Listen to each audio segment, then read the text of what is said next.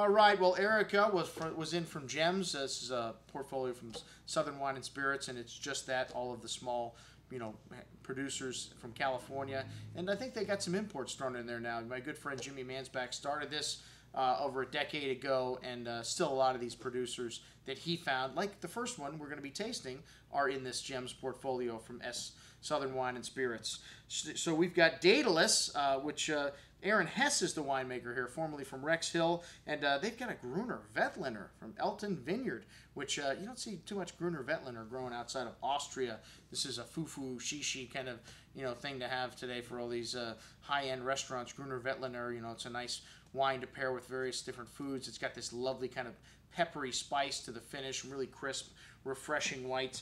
And, I think you can transplant this in some places. This wine turned out to be pretty good. It had that kind of lemon and pear fruit shown on the nose, that like mineral nuance, and a hint of that white pepper, not a whole lot of it, but pretty crisp and fresh, pretty zesty, a little salty note to that white pepper showing up on the finish.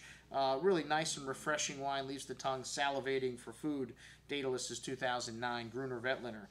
All right, well, the Schweiger Sauvignon Blanc was next, and this is a wine from Sonoma. Schweiger is a winery from Spring Mountain. They buy this fruit. Everything else they make is estate bottled, and had that lovely gooseberry and melon-like fruit, a little bit of that green fig also, a whiff of a fresh herb and grass-like on the nose. Pretty typical Sauvignon Blanc, bright and crisp on the tongue with that nice citrus and melon fruit there, and again, that grassiness leaves your tongue salivating for food. Sauvignon Blanc, pretty good stuff. And 21 bucks, always a good value, the folks at Schweiger. Okay, next up, another wine from the Willamette, Rocco Pinot Noir, and this wine is Roland Soul's work. He was formerly at Argyle, and this is the Wits End Vineyard in the Chehalem Mountains.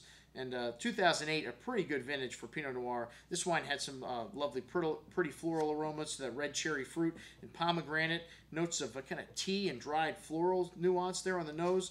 Nice hand of that red cherry fruit on the palate. Smooth and silky tannins, and a nice hand of spice coming through on the finish. And really nice little Pinot Noir there.